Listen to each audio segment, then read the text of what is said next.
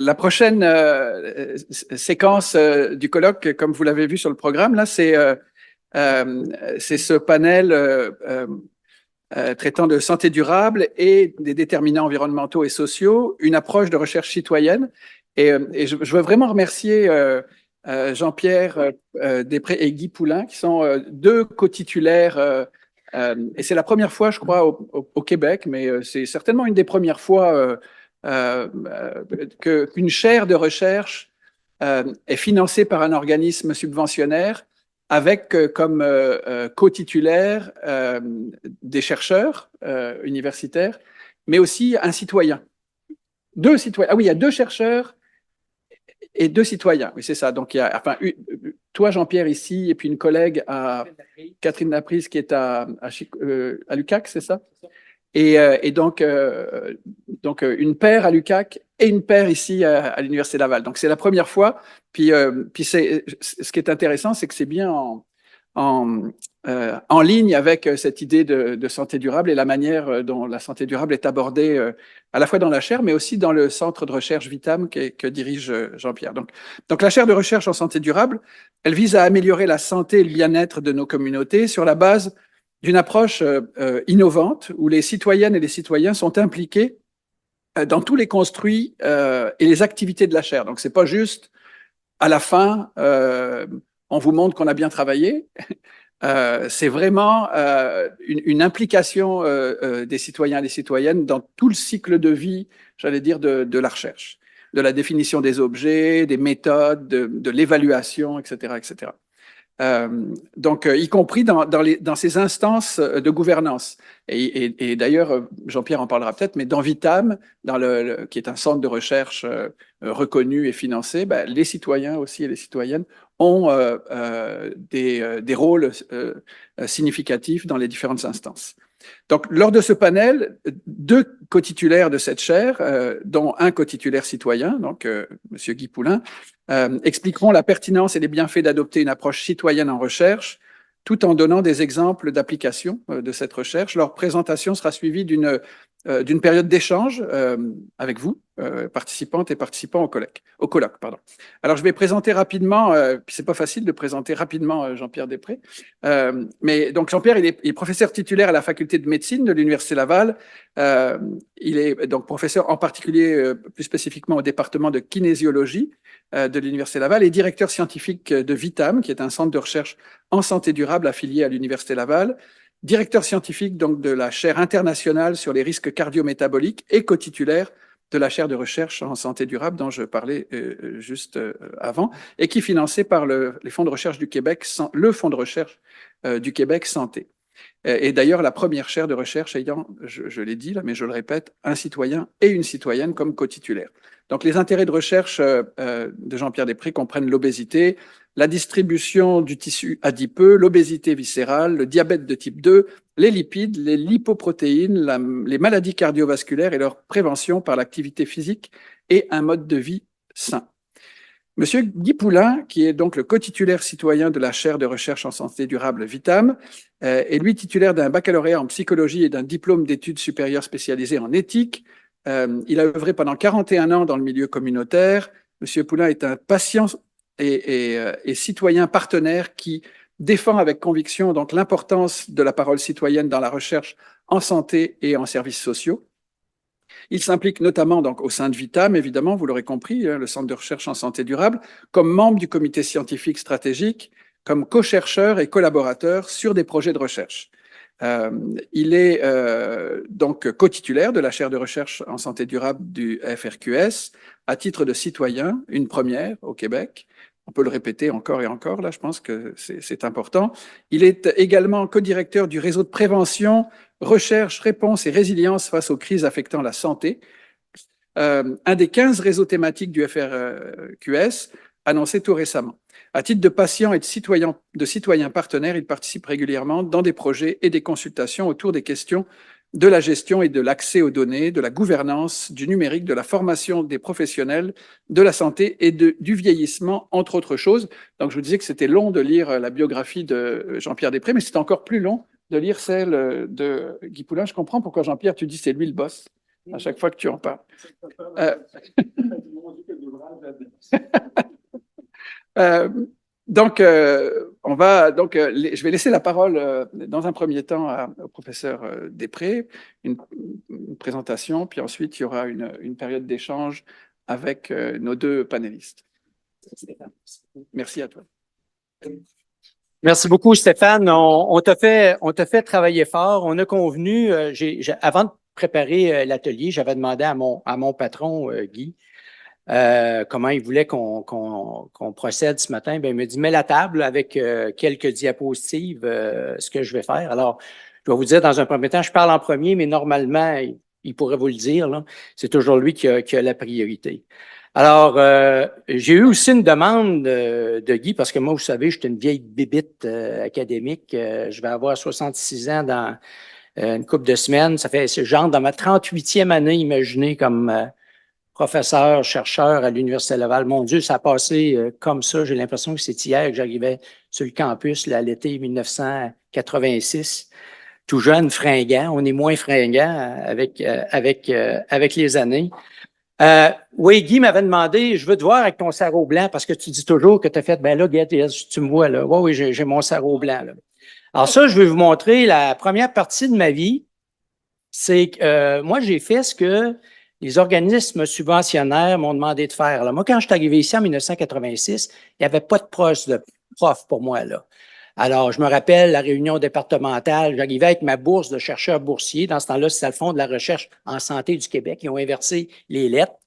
Et puis, il y avait une résolution du département. Oui, on le prend, mais aucune promesse, là, le jeune, qu'on va t'intégrer au corps professionnel. Mais on va te faire enseigner, par exemple. Alors, ben, j'ai fait ça quelques années. Mais vous savez quoi? Quand on enseigne, ben, on a des étudiants bien plus brillants que le jeune prof.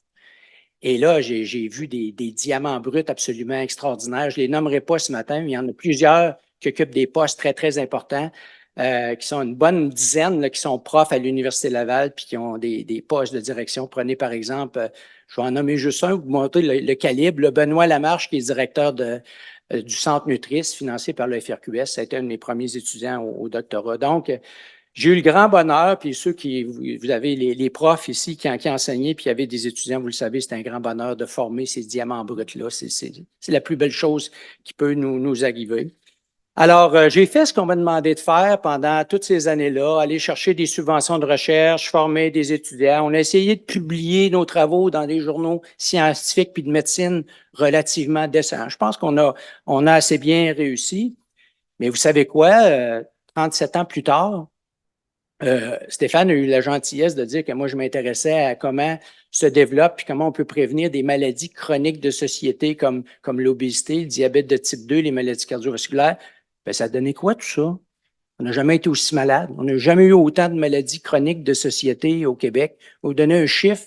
Savez-vous combien de gens vivent avec le diabète de type 2 au Québec? 1 million. Juste 1 million de personnes. 1 million de personnes qui se noient.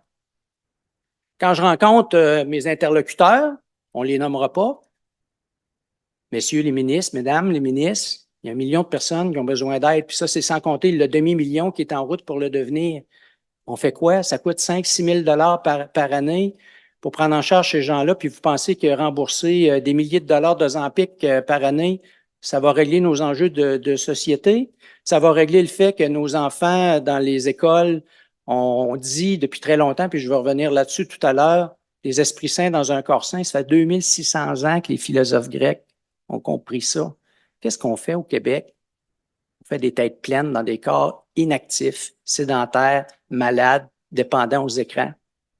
C'est ça la société qu'on va laisser à nos enfants, à nos petits-enfants. Donc, si vous sentez un petit peu de grande déception et de frustration, je me suis dit, ce modèle classique-là, du chercheur à sarrau blanc, qui travaille avec des collègues brillants dans un institut de cardiologie où on gère la maladie, mais on fait de la recherche aussi pour la prévenir, bien on se dit, non, le modèle ne fonctionne pas.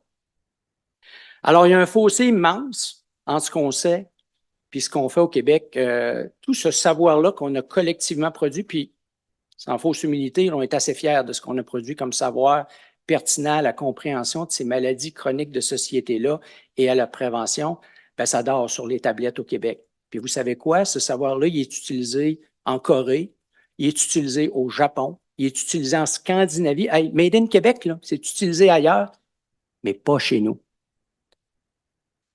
J'aimerais vous dire que ça, c'est une caricature, puis vous comprendrez pourquoi on s'adresse bien humblement à vous ce matin, parce que vous avez de l'expertise, puis vous avez des solutions. Il est clair que ça, cet environnement-là, il est incompatible avec la santé humaine, mais il est aussi incompatible avec des modèles socio-économiques durables, avec la santé planétaire. Moi, je suis juste un chercheur biomédical. Je suis pratiquement un imposteur pour parler de ces choses-là. Sauf que je pense que j'ai une certaine crédibilité dans le monde médical pour dire vous n'avez plus de leçons à nous donner. C'est pas à gérer la maladie qui va nous permettre d'avancer. Alors, ce mode de vie-là, il nous rend malades prématurément, puis ça détruit la planète. Puis encore une fois, comme je viens de vous le dire, la médecine ne va pas régler ça. Juste pour vous montrer, je ne veux pas vous bourrer de statistiques ce matin, ça vient de l'Organisation mondiale de la santé. Ce que vous voyez, la barre 60, c'est 60% de la mortalité qui provient dans le monde, qui provient des maladies pas des maladies infectieuses, là. Maladies cardiovasculaires, les cancers, maladies pulmonaires chroniques parce qu'on fume encore trop, puis ce diabète de type 2-là, puis l'Organisation mondiale de la santé nous dit depuis des lunes que c'est associé à 4 comportements. On fume encore trop, on boit beaucoup trop. On ne parle pas du petit cocktail social à la fin de la journée. On a une alimentation globalement de très mauvaise qualité parce qu'on produit massivement des aliments bourrés de sel, bourrés de sucre, de farine simple, qui nous engraissent puis qui nous rendent malades.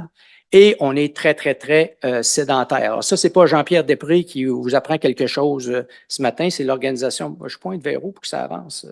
Ah, voilà. Et j'ai été obligé de refaire cette diapositive-là qui émane d'un article paru le 21 mars 2023 où Marie-Ève Cousineau nous disait, 2024, on est rendu à 60 milliards de nos impôts. Hein, c'est pas l'argent de M. Legault, c'est pas l'argent de M. Dubé, c'est notre argent, 60 milliards qui allait à la gestion de la maladie. Le dernier budget de M. Girard, oups, on est rendu à 62 milliards. Pas besoin d'être un expert en actuariat pour prédire que au train on va les choses, ça sera bientôt 64, 65, 66, 67 milliards. Il ne restera plus rien éventuellement pour le reste. Alors, face à ce constat-là, je me suis dit, ça ne fonctionne pas. Je vais vous raconter l'histoire de notre démarche commune à Guy et à moi, mais aussi pandémie aidant, si au moins il y a eu un côté dans mon cas où ça me donnait quelques heures de disponibilité, j'ai décidé de lancer une bouteille à la mer. Une bouteille à la mer, c'est un livre grand public qui s'appelle La Révolution active, pour lequel je ne retire aucune redevance. Toutes les redevances dans l'entente contractuelle, là, je pourrais vous la montrer, vont à la fondation de l'Institut de cardiologie parce que ce que je veux, c'est que au moins, on ne se met pas riche à publier un livre au Québec, mais que le petit peu d'argent que ça va générer, que ça aille financer de la recherche en prévention de ces maladies chroniques sociétales-là, parce que Dieu sait qu'on en investit très peu au Québec. C'est un livre qui est écrit pour le grand public, c'est pas pour les universitaires, bien que bien des médecins m'ont dit qu'ils l'ont lu. C'est écrit pour niveau secondaire 3, où je raconte finalement, j'élabore sur l'histoire que je vous raconte ce matin. Alors, le modèle de gestion de la maladie, il n'est pas viable, puis je raconte l'histoire de nos découvertes, de tous ces étudiants-là qui ont passé dans mon laboratoire où je dis, saviez-vous que, par exemple, je vais vous donner un exemple, l'obésité, c'est pas d'être gros. C'est d'être gras par en dedans. Ah, c'est quoi être gras par en dedans? On peut être mince et être gras par en dedans, oui. C'est des choses qu'on a découvertes par imagerie. Je n'irai pas là ce matin, n'ayez crainte, là, je ne vais pas vous étourdir avec un exposé sur nos travaux de recherche, mais là-dedans, ce que je dis, c'est « saviez-vous que ». Puis le feedback que j'ai des gens, des citoyens, c'est « on ne savait pas ». Il n'y a personne qui nous parle de ça. Et je l'ai envoyé aussi à tous les ministères. J'ai eu des accusés-réceptions un peu insultant de secrétariat d'État. Vous savez, des lettres anonymes, là, même pas signées, et des accusés-réceptions. Mais j'ai une anecdote à vous raconter. Il y a un élu qui m'a appelé, le maire de Québec. Monsieur Després, il y a une boîte à outils là-dedans. Qu'est-ce que je peux faire, moi, comme maire? J'ai dit, vous savez, monsieur le maire, j'ai dit, ce que j'explique là-dedans, c'est qu'il y a de grandes inégalités sociales en matière de santé. Il y a des gens là, qui n'auront même pas les moyens de payer 35 $ pour s'acheter ce livre-là. Ils n'ont pas les moyens de s'acheter des fruits puis des légumes. Ben, dis d'accord, M. Després. Il va être disponible dans les 28 bibliothèques de la Ville de Québec pour que les gens qui n'ont pas les moyens de l'acheter puissent au moins avoir accès à l'histoire que vous racontez là-dedans. Puis vous savez quoi? Ben, ça, c'est en train de faire des petits. Il y a des MRC qui ont entendu parler de l'histoire puis qui font la même chose. Entre autres, dans la région Chaudière-Appalaches, il y a 48 villes et villages où le livre est disponible pour les citoyens. Puis je sais que le livre est en demande et est en circulation. Alors ça, c'est un exemple de démocratisation de la santé. Vous savez, les grandes campagnes de santé publique qui sont moralisatrices puis qui nous disent qu'on devrait manger mieux puis bouger plus, ça ne donne rien si on ne s'adresse pas aux déterminants sociaux, environnementaux, économiques de la santé. Puis c'est un peu ça, finalement, la santé durable. Bon, alors, je vais revenir. Alors, dans le livre, pour faire très court, il y a 4 indicateurs. Je vais prendre 2 minutes pour raconter l'histoire. Il y a 4 indicateurs en anglais dans la littérature anglo-saxonne. J'ai appelé ça des lifestyle vital signs, mais comme ça dort sur les tablettes ici, que personne n'en parle, ben je le raconte dans le livre. Il y a 4 choses que vous devriez tous et toutes savoir. La première question que je vous poserai ce matin, c'est: êtes-vous en forme? Si vous êtes en forme, ben, c'est une bonne nouvelle. Mais si vous n'êtes pas en forme, là, ben, c'est plus dangereux qu'avoir un cholestérol élevé. C'est plus dangereux que de faire de l'hypertension. C'est plus dangereux que de faire du diabète. Comment se fait-il que quand vous allez voir votre médecin de famille, il est très, très bien entraîné par les professeurs aussi à la faculté de médecine à porter attention à votre cholestérol, à votre tension artérielle, à votre diabète, puis à vous prescrire des pilules si vous en avez besoin? Il ne mesure pas la chose la plus importante, le facteur science à l'appui. Je l'explique là-dedans simplement. Le facteur déterminant numéro 1, si vous avez une mauvaise condition cardio-respiratoire, puis ça se mesure. Je vous fais marcher sur un tapis roulant, OK? Fréquence cardiaque qui s'élève de façon exagérée, vous n'êtes pas en forme. Bien, ça, c'est le facteur de risque numéro 1 qui prédit une trajectoire de vie malade. Qu'est-ce qu'on fait avec nos enfants dans les écoles? Les papas et les mamans dans la pièce, là, vous savez que vos enfants, enfants ou adolescents, ils ont tous fait le test navette, le fameux test des BIP. Bien, le test des BIP, c'est un test terrain qui mesure la condition cardio-respiratoire. Qu'est-ce qu'on fait de ces données-là au Québec? On les met à la poubelle. On ne veut pas le savoir. On ne veut pas le savoir. Il y a des données fragmentaires qui nous suggèrent que dans l'histoire du Québec, jamais nos enfants ont été en aussi mauvaise condition cardio-respiratoire. 62 milliards qu'on dépense à gérer la maladie. Qu'est-ce que vous pensez qui nous attend comme société? Combien pensez-vous qu'on va dépenser quand tous ces ados-là, qui sont même plus capables de courir, puis là, je ne parle pas de courir un marathon ou un 5 km, un 10 km, juste gambader. Il y en a qui sont même plus capables de courir parce qu'ils sont gardés sédentaires, dépendants des écrans. Est-ce que c'est une crise? Est-ce qu'on en parle? Non. Le volcan va... Alors, c'est la tempête parfaite qui s'annonce. Autre chose qu'on devrait savoir, quand vous allez voir votre médecin, moi, ça fait 30 ans que je ne m'appelle plus. Quand je vous disais tantôt que le gras qui est dangereux, c'est le gras par en dedans, le gras de la bédaine. Alors, les dames, quand ils ont traversé la ménopause, OK, leur tour de taille augmente, puis nous, les hommes, on est bons pour faire de la graisse abdominale. Un bedon dur, là, vous savez, c'est le bedon dangereux. Et ça, ben, nos travaux ont montré, imaginez en 1994, que mesurer un tour de taille à l'intérieur de catégories de poids, que vous ayez un poids santé, surpoids, ou que vous soyez caractérisé dans la catégorie obésité, c'est absolument déterminant, encore une fois, de votre trajectoire de vie en santé aux malades.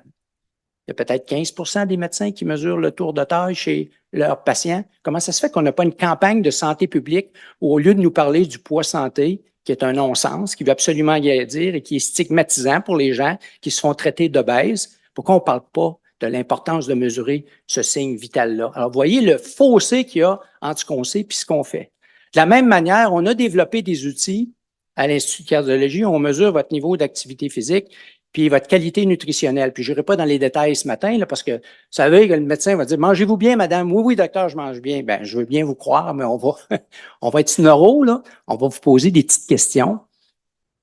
Puis c'est comme un bulletin à petite école, ça nous donne un score. Puis ça, on le fait chez des milliers de personnes. Puis on a trouvé que 50% des Québécois, des Québécoises ont une qualité nutritionnelle globale faible, associée à un haut risque. Puis là, vous allez me dire: ouais, mais Jean-Pierre, ça donne quoi de mesurer ça si vous n'avez pas d'association avec les indicateurs de santé? Bien, ce qu'on a trouvé dans nos études, c'est tout publié, tout ça. que le tour de taille, la qualité nutritionnelle, le niveau d'activité physique et la condition cardio-respiratoire prédisent parfaitement votre état de santé, vos indicateurs de santé. Comment se fait-il que ces 4 indicateurs-là ne sont toujours pas implantés dans les groupes de médecine familiale? Puis je peux vous dire qu'on a essayé. Non.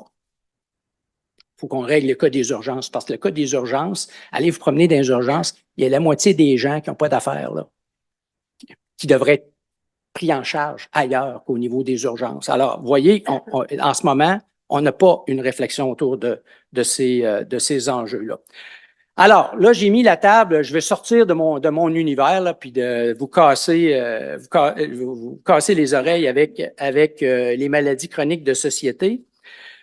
On a pas mal d'études dans le monde qui nous montrent que les facteurs qui affectent la santé d'une personne, vous voyez, le système de soins, là, c'est 1/5 de ce qui va affecter la santé des personnes. Alors que, bien sûr, je viens d'en parler, il y a des indicateurs du mode de vie, mais il y a aussi des facteurs sociaux, environnementaux, économiques. Puis là, je vais vous donner un exemple, puis permettez-moi une petite moquerie envers nos collègues de l'Université de Montréal. J'ai le droit? L'année passée, colloque de Lac-Farce à Montréal. Alors, on tenait un colloque, nous, et juste à la sortie, à côté de la porte d'entrée de la salle où allait se tenir notre colloque, il y avait une belle publicité de l'Université de Montréal. Je ne sais pas si vous êtes capable de lire derrière, là. Envie d'un avenir plein de vie, participer à l'amélioration des santé humaines, animales et environnementales. Hey, c'est un beau souhait, ça. Regardez ce qu'il y a à côté. Mais c'est ça, la santé durable. C'est ça, la santé durable. Vous voyez, là, on n'est pas dans un hôpital. Mais regardez, là, on est dans un milieu universitaire. On est dans un... Puis là, encore une fois, je suis pas en train de casser du sucre, là, sur nos collègues de l'Université de Montréal. C'est partout comme ça. On a des environnements où, mon Dieu, c'est donc facile de basculer, permettez-moi l'expression, de basculer dans le côté obscur, hein, de la force. Bon. Alors, c'est pour ça que j'ai sauté la clôture en 2019.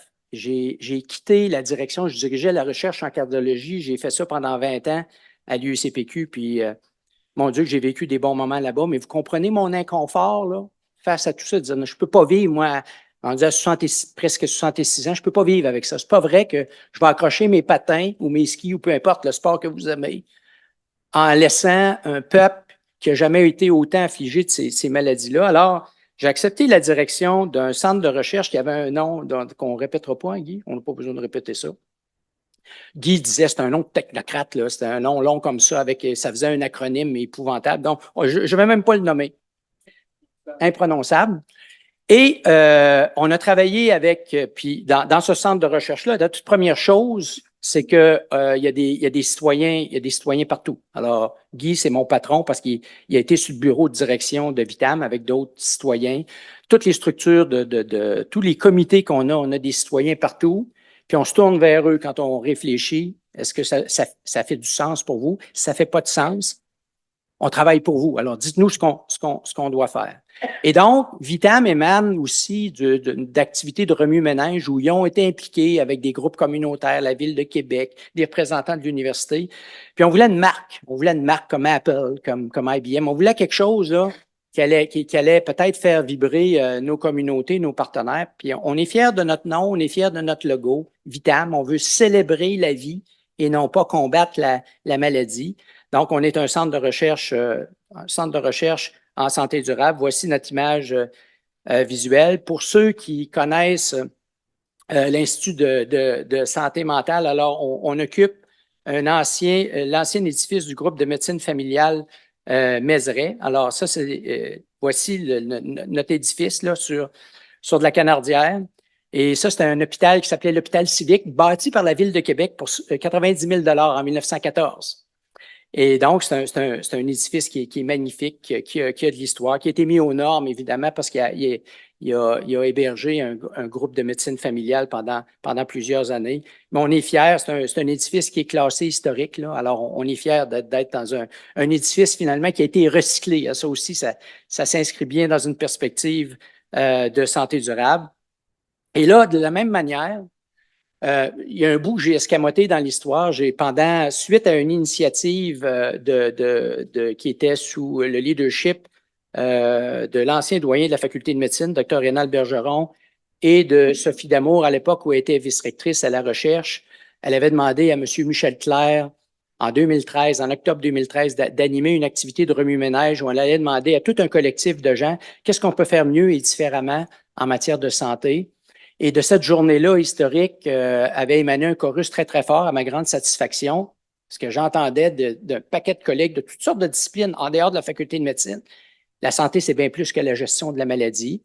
Et avait émané une volonté de créer un regroupement, un organisme sans but lucratif qui s'appelle Alliance Santé Québec, où on allait justement poursuivre ces réflexions-là puis ces discussions-là, et a émané de cette organisation-là une définition, mais très académique, de la santé durable. Je me rappellerai toujours, j'étais allé voir le maire Labaume à l'époque que j'étais directeur scientifique d'Alliance Santé Québec pour y parler de santé durable. Ouais, il me dit, Jean-Pierre, j'ai une idée de ce que tu essayes de m'expliquer, mais je ne serais pas capable de parler de ça. OK.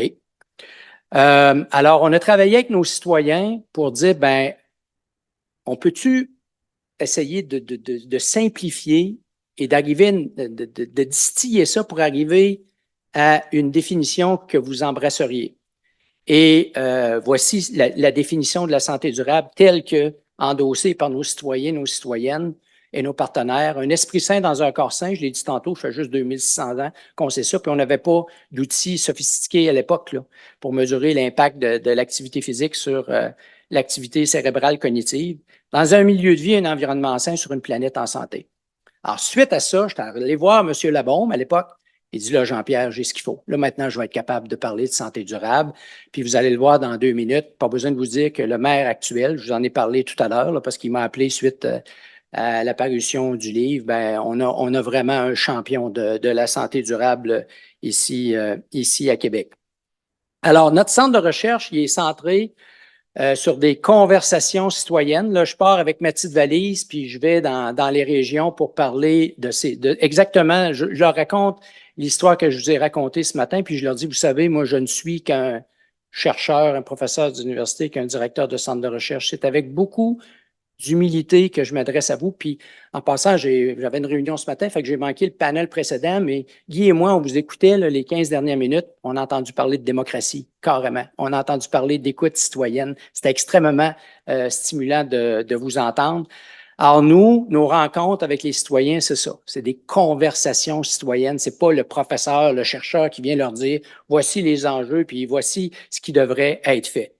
Alors ça, c'est simplement pour vous montrer encore une fois nos citoyens qui siègent sur le bureau de direction, puis il y a un petit peu la structure de Vitam. Ils sont partout. Vous voyez en bas, on a un comité équité, diversité, inclusion, comité scientifique stratégique, comité étudiant, comité Vitam. Nos citoyens sont partout. Laissez-moi rendre hommage à M. Bruno Marchand parce que M. le maire comprend parfaitement l'importance d'un gouvernement de proximité. Alors, nous, on a des réunions statutaires avec la Ville de Québec, le CIUS de la capitale nationale, parce que Vitam est enchâssé dans le CIUS de la capitale nationale. Si le PDG, M.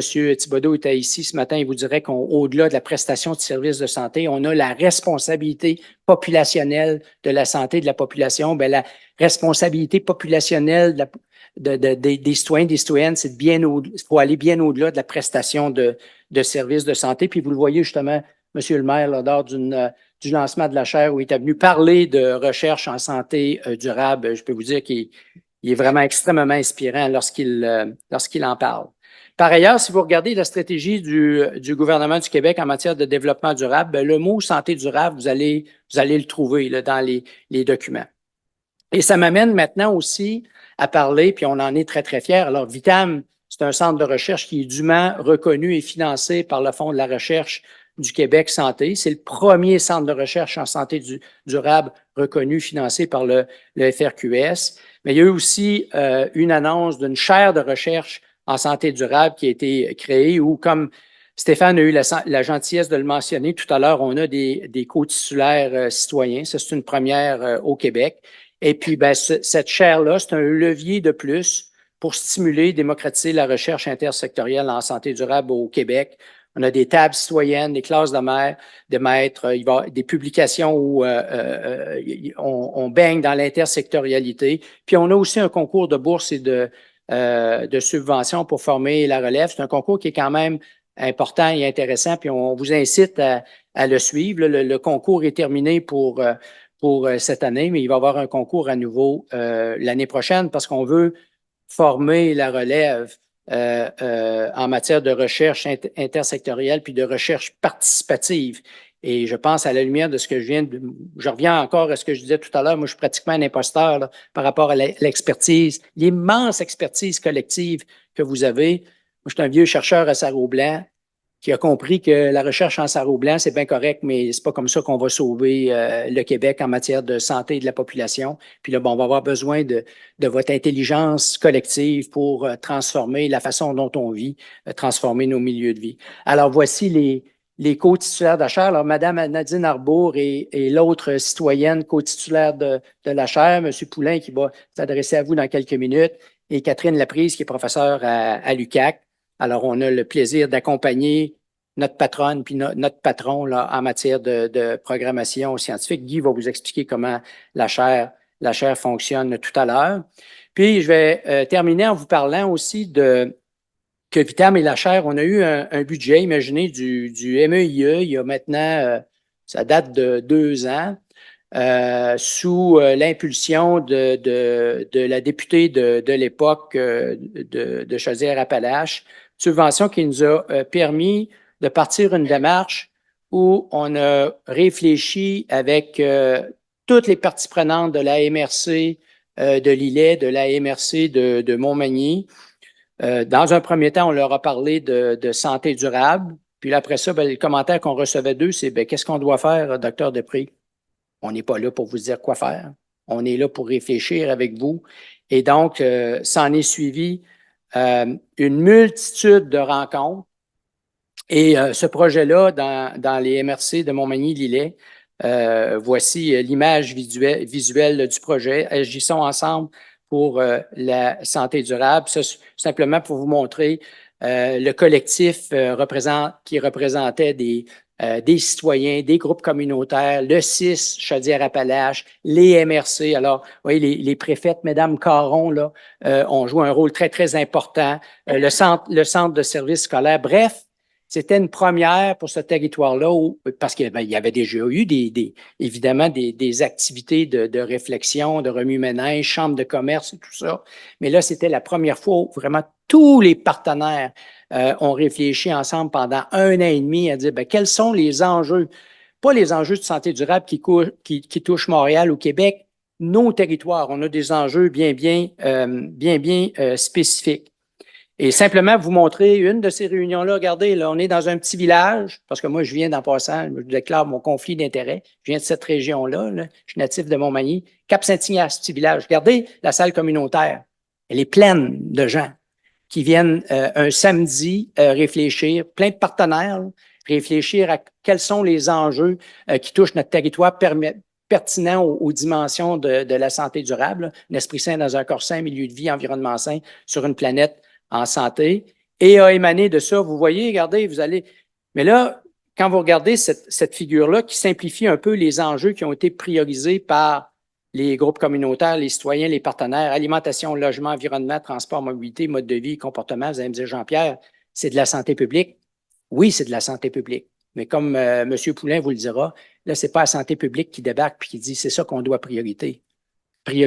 C'est les citoyens qui disent non, chez nous, c'est ça les enjeux. Et donc, a émané de cela une déclaration d'engagement en santé durable des territoires des MRC de Montmagny-Lillet. Si la chose vous intéresse, elle est publique, cette déclaration d'engagement-là. Imaginez, là, ce sont tous les partenaires qui s'engagent maintenant à travailler ensemble, à bâtir un nouveau modèle socio-économique autour de la santé durable. Puis en terminant, je termine sur le monde de la cardiologie parce que c'est le monde, j'ai baigné dans ce milieu-là juste pour vous montrer comment les temps changent. Ça, c'est une publication récente d'un cardiologue de Cleveland qui m'avait invité à faire une conférence. D'ailleurs, j'en fais une autre cette semaine virtuellement là, dans cette institution-là, le docteur Rajagopalan à Cleveland.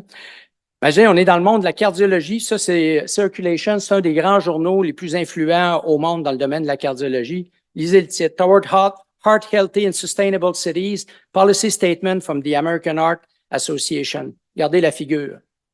Moi, je crois rêver, là. Un journal de cardiologie, regardez la figure. On est dans votre univers. Alors, on va avoir besoin, la société a besoin de vous. Stéphane, merci infiniment de nous fournir cette opportunité d'amorcer une réflexion avec vous. Là, j'ai mis la table. Maintenant, Guy va vous parler de perspectives citoyennes, puis comment, en tant que patron de notre organisation, il voit les choses. Alors, Guy. Alors, bonjour tout le monde. C'est ça, je ne veux pas être trop long parce que je veux qu'on ait un peu de temps pour échanger et commenter ensemble. Alors, je ne répéterai pas, là, vous avez entendu, puis Jean-Pierre, comme toujours, une abondance d'idées, dans une abondance de mots, puis il est très concret en même temps. La notion citoyenne, ce que je veux surtout vous dire, parce qu'on peut l'envisager sous plusieurs angles, c'est que on ne pourra pas répondre aux formidables défis qui nous attendent dans la santé, dans le sens large du terme, comme Jean-Pierre l'a expliqué, pas juste l'absence ou la gestion de maladies. On ne pourra pas répondre à ces défis-là, puis on ne pourra pas répondre aux défis environnementaux, puis je vous apprends rien, vous en savez autant, sinon plus que moi, sans que les citoyens, les citoyennes, la population, les communautés embarquent dans le train. C'est impossible. Puis ça veut dire qu'il faut sortir du paradigme, puis je sais qu'il y en a qui ont sorti de ce paradigme-là, de faire les choses avec toute la bonne volonté du monde, mais pour la population. Il faut arrêter de faire les choses pour la population. Il faut faire les choses avec la population. Ça veut dire qu'il faut partager le pouvoir quand on est des chercheurs, quand on est des gestionnaires, des décideurs, excusez-moi. Il faut accepter de donner de la place à une parole citoyenne. Effectivement, au Centre de recherche en santé durable vitale, ça fait plusieurs années que je suis impliqué, il serait inimaginable qu'une décision, exemple au bureau de direction, se prenne alors que les deux citoyens partenaires membres du bureau de direction seraient en désaccord. Ce serait inimaginable. Je l'ai vécu dans d'autres organisations, mais à Vitam, ce serait inimaginable parce que ce paradigme-là de faire avec est fortement implanté, est fortement enraciné. Et ça, ben, en théorie, c'est plus facile qu'en pratique. Parce qu'en théorie, c'est comme tout le monde est pour la tarte aux pommes chaude, hein, personne n'a contre ça. Mais c'est pas toujours si évident que ça. Il y a des enjeux, il y a des débats, il y a des discussions. Parfois, on peut le vivre au niveau plus du partenariat patient par rapport à nos soins. Parfois, on peut avoir un partenariat de soins avec notre médecin, puis être en désaccord avec le point de vue qu'il nous propose. Donc, il faut que le médecin l'entende, ce désaccord-là, et à la limite, le respecte. Alors, tu sais, le partenariat, ça veut dire une relation d'égalité. Puis l'égalité, ben, c'est quelque chose qui est plus facile à dire qu'à faire dans le concret. Alors, c'est sûr qu'au niveau de l'intervention citoyenne, comment s'assurer de faire avec, ben, c'est un grand mandat, c'est un grand objectif. C'est comme la santé durable, c'est le travail d'une vie. Mais en même temps, on peut-tu faire l'économie de ça si à un moment donné, il n'y aura plus d'environnement possible pour avoir une bonne santé? Alors donc, il faut commencer quelque part. Puis une des façons de commencer, puis je sais qu'il y en a parmi vous qui le font, il faut commencer à impliquer les citoyens en co-construction et en co-réalisation. Ça veut dire la consultation, là, il faut mettre ça au vidange. Les citoyens et citoyennes, puis j'ai travaillé un peu en milieu autochtone aussi, ils sont tannés d'être consultés et que ça tombe dans le vide, qu'ils n'en réentendent pas parler ou que ça n'a pas d'impact. J'entendais parler un petit peu tantôt ces communautés dans d'autres pays. C'est la même chose. Il faut travailler avec le local. C'est le local qui prend la décision et on doit respecter ça, les accompagner. Oui, on peut jouer un rôle de leadership, les chercheurs, mais un bon leader qui travaille avec la communauté, il peut être 5 pieds en avant de la gang, mais il ne peut pas être 100 pieds en avant. Par rendu à 100 pieds, on ne sait plus ce qui est rendu. Alors, cette notion-là de faire avec est extrêmement importante. Et donc, une façon de la réaliser, c'est effectivement dans la gouvernance, de mettre des citoyens partout dans les lieux de décision, donc de partager le pouvoir au niveau des décisions. Au niveau de la recherche, ça veut dire d'impliquer des citoyens, non pas au milieu de la recherche quand vient le temps d'avoir leur point de vue, c'est d'impliquer même dans la fabrication de la question de recherche, dans la construction de la question de recherche. Et ça, c'est exigeant parce que ça peut être un peu long, là. Tu sais, ça se fait pas nécessairement en criant ciseaux dans une réunion de brainstorming au bout d'une demi-heure, là. Alors, ça veut dire qu'il faut consacrer le temps. Et il faut aussi les impliquer dans toutes les étapes. Et une étape qui est fort importante puis qui est fort négligée, c'est toute la transmission des connaissances. Quand je suis arrivé à Vitam, on me disait Jean-Pierre Després, France Légaré, des chercheurs de grande qualité, parmi les plus cités, parmi les 5 chercheurs les plus cités au monde. Alors moi, j'arrive avec ma question naïve de citoyen, oui. Cité par qui? Puis où? Ben, par d'autres chercheurs dans des revues savantes. C'est très bien. Il faut qu'il y ait de la transmission de connaissances dans les revues savantes, mais nommez-moi 10 citoyens ordinaires qui lisent des revues savantes en anglais sur des recherches avec la terminologie des recherches. Ben, on leur donne une médaille, là, s'il y en a des gens comme ça. Alors, tout ça pour dire que la transmission de connaissances, ça veut dire vulgariser les savoirs. Le scientifique en chef, Rémi Quirion, il y a quasiment un an et demi, un moment donné, il avait dit aux chercheurs, descendez dans la rue, pas pour faire des manifs, mais descendez dans le sens, arrivez au niveau de la population.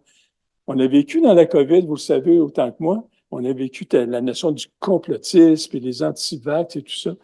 Moi, je dis toujours, oui, ces gens-là sont responsables de dispenser un message qui est un peu négatif, etc. Mais ils remplissent peut-être un vide que les scientifiques n'occupent pas assez. Il faut que les scientifiques descendent. On devrait toujours avoir la préoccupation, quand on fait une recherche, d'avoir une version vulgarisée qui serait accessible à tout le monde. On devrait avoir une planification de communication aller dans les recherches. Regarde ce que fait Jean-Pierre, il va dans les bibliothèques, etc. Et les centres communautaires, donc descendre dans la rue. Puis en faisant ça, si vous êtes associé à des citoyens ou des citoyennes partenaires, bien, ils peuvent être des accompagnateurs dans cette transmission-là aussi. Puis quand vous allez faire la synthèse ou les faits saillants de votre recherche, ben, en le montrant d'abord à des citoyens, en le faisant avec eux, vous allez voir s'ils comprennent quelque chose ou s'ils vont dire, ben, un gars comme Juste la bombe, sa grande qualité, c'est qu'il n'était pas barré, comme on dit, il donnait son opinion de même. Il y a bien des gens, je me suis à un panel, j'ai participé, Jean-Pierre était là aussi. Il y avait un PDG d'un CIUS, puis il disait, faites-vous-en pas. Il dit, moi, je reçois plein de recherches à mon bureau à chaque semaine, puis je comprends rien. C'est le PDG. Fait que, tu sais, mais en même temps, je ne reproche pas à lui de rien comprendre. Un PDG, c'est pas un chercheur. Alors, c'est aux chercheurs à se rendre accessibles, à se rendre lisibles. Donc, travailler avec, arrêter de travailler pour.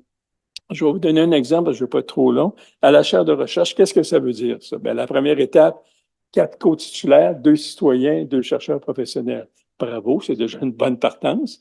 Donc, ça veut dire que toutes les grandes décisions, l'animation scientifique, les bourses, tout le kit, les grands principes, on en discute là, mais on a formé des tables citoyennes.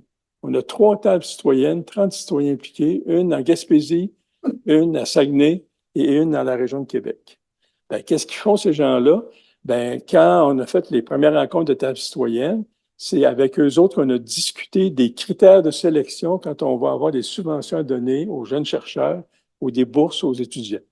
Donc, il est apparu 6 critères incontournables dans l'évaluation des demandes qui ont été déterminés par les citoyens. D'abord, il n'y avait pas de chercheurs professionnels, sauf les co-titulaires. Quand est venu le temps d'octroyer, ça veut dire qu'évidemment, l'information est donnée sur le site Internet, les gens qui veulent avoir accès à ça, bien, voici les critères d'évaluation. Donc, la notion de participation citoyenne est arrivée là, la notion de transmission des connaissances et autres. Et quand est venu le temps d'évaluer les demandes qu'on a eues, on avait 4 comités d'évaluation du côté de Québec, et c'est des comités paritaires, 2 chercheurs, 2 citoyens. Alors, vous voyez, c'est toujours avoir cette notion-là. Alors, ça crée une dynamique au niveau des comités d'évaluation où les chercheurs qui étaient habitués, parce qu'ils l'ont fait ailleurs, à l'Alliance Santé, mais aussi dans des instituts, etc., bien, c'est plutôt positif comme réaction, mais ça les a sortis de leur zone de confort. Parce que là, oui, on veut que ça soit de la bonne science, on veut que ça soit rigoureux, on veut que ça respecte les normes de la science, mais là, c'est aller au-delà de ça. Est-ce que ça va avoir un impact dans la vie des gens? Il fallait qu'ils donnent la démonstration. C'est quoi le lien avec la santé durable? C'est quoi les impacts au niveau des valeurs ou des changements de comportement? Est-ce qu'il y a des citoyens impliqués en co-construction ou ils ne sont que de simples objets de consultation? Alors, bref, c'est devenu des critères qui sont devenus incontournables par rapport à ça. Puis là, on commence déjà, on a une réunion, on a un comité conseil citoyen dans cette gang-là. On a commencé déjà à discuter, une discussion préliminaire sur l'année 24-25. Le 23-24, on est pas mal avancé, mais déjà, qu'est-ce qu'il faudrait avancer comme travail, etc. Ils participent. Il y a une école d'été qui va se tenir à Dolbeau-Mistassini au mois de mai. On fait un colloque à la France. Ben là, on est à la veille de devoir faire un tirage au sort parce qu'ils veulent tout y aller, puis on n'a pas les moyens de payer tout, malheureusement. Là.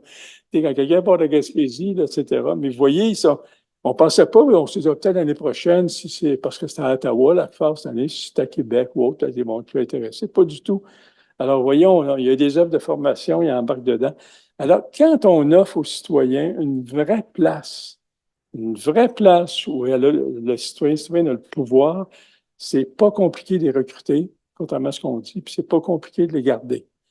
Nous, on a fait ces 3 tables-là en l'espace de quelques mois. Puis des fois, il y a des gens qui s'arrachent les cheveux. Comment faire? Je vais avoir des patients ou des citoyens partenaires, etc. Les gens, ils veulent, puis je vais compléter là-dessus, quand j'ai commencé à faire ce genre d'intervention-là, c'était au bureau du commissaire à la santé et au bien-être. En 2011, il formait un forum citoyen, c'était inscrit dans la loi, puis il y avait un représentant par région. Alors, c'est à ce moment-là que moi, j'ai commencé mon intervention à ce niveau-là. Mais comment j'ai eu accès à ça? Le Devoir a publié un petit encart, recherchons citoyen, bureau du commissaire, avec une courte définition. Alors, envoyez une lettre d'intention. Ils ont reçu 450 lettres.